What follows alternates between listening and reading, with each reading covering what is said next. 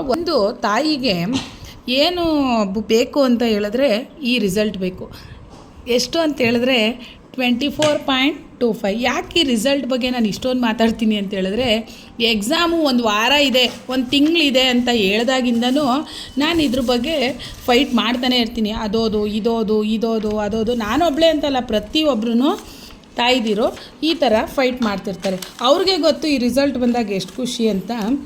ಅದ್ರ ಬಗ್ಗೆ ಬೇರೆಯವ್ರಿಗೆ ಏನು ಗೊತ್ತಿರ್ತೀವಿ, ವಾವ್ ಸೂಪರಾಗಿ ಮಾರ್ಕ್ಸ್ ತೆಗ್ದಿದ್ಯಾ ಅಂತ ಹೇಳ್ತಾರೆ. ಬಟ್ ನನಗೆ ಗೊತ್ತು ಅದ್ರ ಎಫರ್ಟು. ಅವಳ ಜೊತೆ ನಾನು ಫೋನಿಕ್ ಸೌಂಡ್ ಓದಿರ್ತೀನಿ, ಅವಳ ಜೊತೆ ನಾನು ಮ್ಯಾಥಮೆಟಿಕ್ಸ್ ಮಾಡಿರ್ತೀನಿ, ಅಡಿಷನು, ಸಬ್ಸ್ಟ್ರಾಕ್ಷನು, ಮಲ್ಟಿಪ್ಲಿಕೇಷನು, ಡಿವಿಷನು ಪ್ರತಿಯೊಂದೂ ಅವಳ ಜೊತೆ ನಾನು ಮಾಡಿರ್ತೀನಿ. ಈ ಮಾರ್ಕ್ಸ್ ತೆಗಿಯೋಕ್ಕೋಸ್ಕರನೇ ಮಾಡಿರ್ತೀನಿ.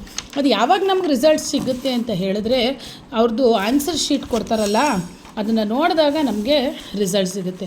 ಸೊ ನಿಮಗೆಲ್ಲ ಯಾವ ಥರ ಆಗುತ್ತೆ ಆ ಆನ್ಸರ್ ಶೀಟ್ನ ನೋಡಿದಾಗ ಅಂತ ನನಗೆ ಮೆಸೇಜ್ ಮಾಡಿ ಅಥವಾ ಕಮೆಂಟ್ಸ್ ಮಾಡಿ. ನನಗಂತೂ ಭಾರಿ ಖುಷಿಯಾಗುತ್ತೆ ಮಾರ್ಕ್ಸ್ ಏನಾದ್ರು ಜಾಸ್ತಿ ತೆಗೆದಾಗ, ಬಿಕಾಸ್ ನಾನು ಅವಳ ಜೊತೆ ಎಫರ್ಟ್ ಹಾಕಿರ್ತೀನಲ್ವ, ಅದಕ್ಕೆ. ಸೊ ಬನ್ನಿ, ನೆಕ್ಸ್ಟ್ ಮಿನಿ ವ್ಲಾಗಲ್ಲಿ ನಾನು ನಿಮ್ಮ ಜೊತೆ ಸಿಗ್ತೀನಿ. ಅಲ್ಲಿವರೆಗೂ ಟೇಕ್ ಕೇರ್, ಬಾಯ್ ಬಾಯ್. ನೋಡಿ ಫ್ರೆಂಡ್ಸ್, ನಾನೇ ತೆಗ್ದಿರೋದು.